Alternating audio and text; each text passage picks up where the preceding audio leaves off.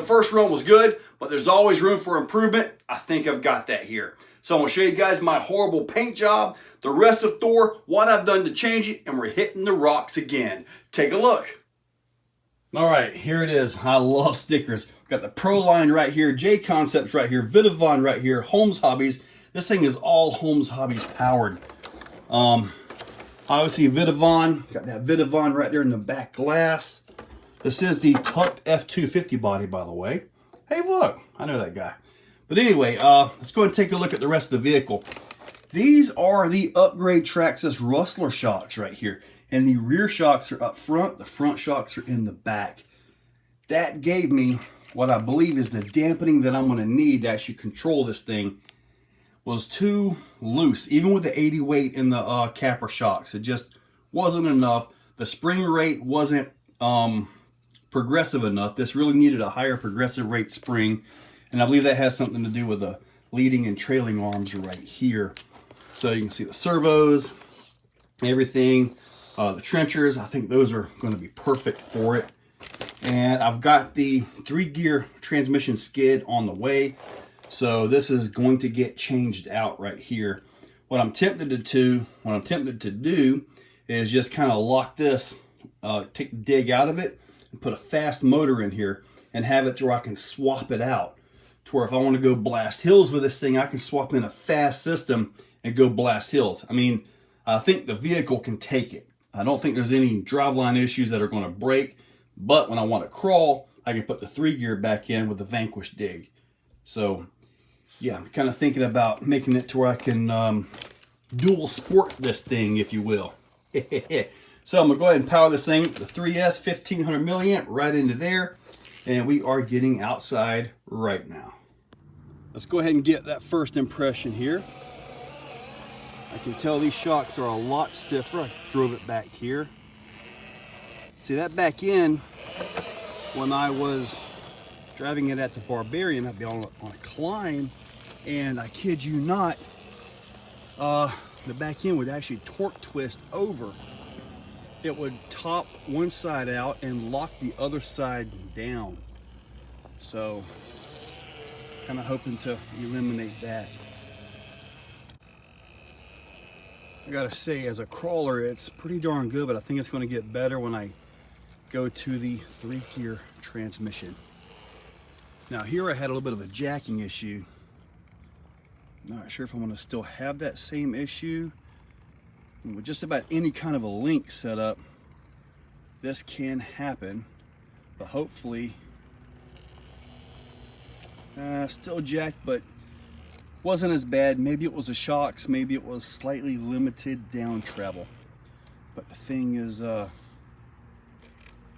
really good right now. This is the first run with the body on it too.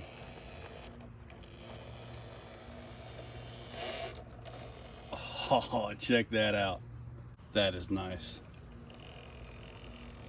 I have to assume the body's going to clear. I mean, maybe it will. Don't really know. Now the thing is, these axles, they have more turn to them than what I can get, because the tires will get into the leading arms and trailing arms and all that. So I kind of got to watch all that.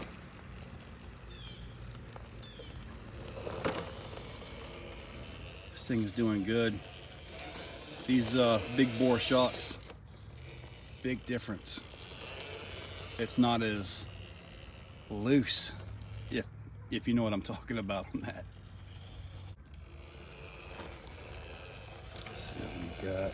I do have that dig feature. Well, sometimes it doesn't quite like to get in. And I think I figured out why my dig has such an issue sometimes. It's, I'm only putting 5 volts to that servo. So I may have to work on that. I'm hoping to see more control on the nasty. I'm really hoping to see that. So we'll have to see how this works out here. This could be the first roll on the new body too. I'm gonna try to really keep this thing up high. Gentle. Gentle. They had a pretty big issue right here when it came to front suspension kind of jacking a little bit. Go back in the 4-wheel steer. Get that back end to come down, because that line wasn't really working.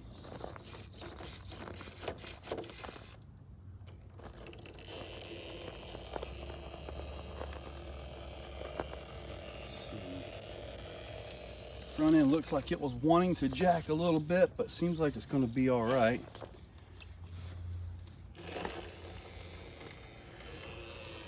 All right, back into 4-wheel steering. We'll put a Castle BEC in this thing. There is a little bit of jacking. I think some of that could be just the 4-wheel steer messing with it too. So we're going to go back to front steer only right here.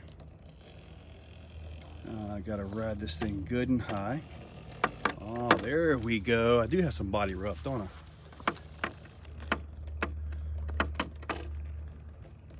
See what we got here. Got to keep this thing up high.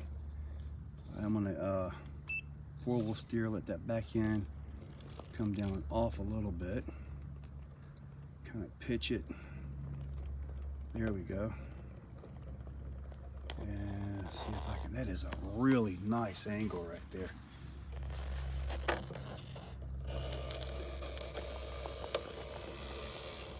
All right, back to front steer only. This is a very nice angle working on this thing. The width is just a great thing for this obstacle. Yes, it is.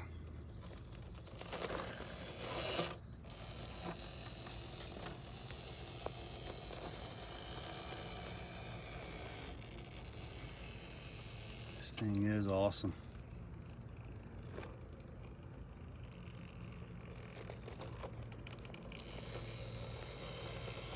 Oh, nice crawl.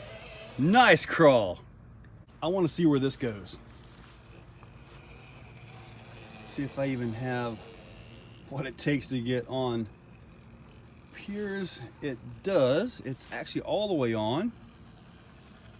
As these things change, you get to the point where you got to change over, and I guess that width is just too awesome for that. One final crawl. I want to see how it does getting across this thing right here. See what we got going here.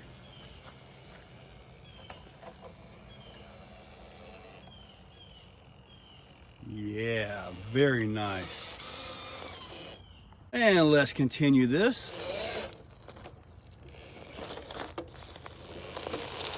Oh, I am hung up on one of those bolts again on the side. That's exactly what I'm hung up again on. Look at that, right there. I was supposed to change those out, wasn't I?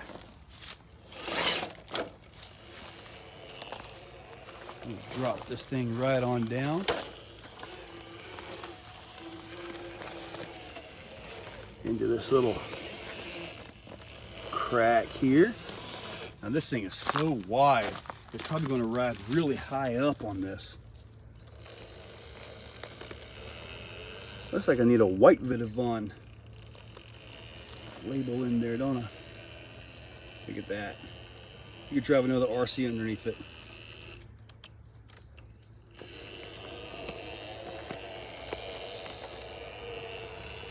Yeah, those shocks made a world of difference here.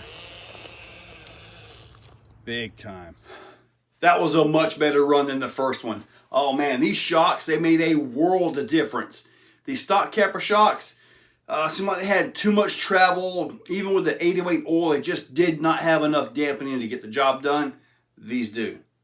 These really did. These GTR shocks, right on the money. I did have to change the ends at the bottom so they would fit into the arms. If I want to lean the shocks more, you know, get a little more travel or whatnot out of it, I'm going to have to trim the suspension arms, the leading and trailing arms. Rather not do that, but for this, I will if I need to. Much better run, more controlled, seemed better planted, just everything. As far as the dig goes, I will bump that BEC up to about 8 volts when I put a Castle BEC in it. When I get the new transmission with the Vanquish dig and all that. So anyway, guys, I will put a link to everything down below. Hopefully you guys like this horrible body. Thank goodness for stickers. But anyway, I will link all that down below for you guys. It does help out the channel when you guys use them. They are affiliate links, AMA, eBay, Amazon, and Horizon. So guys, check those links. Make sure you're subscribed. And really, thank you guys for watching.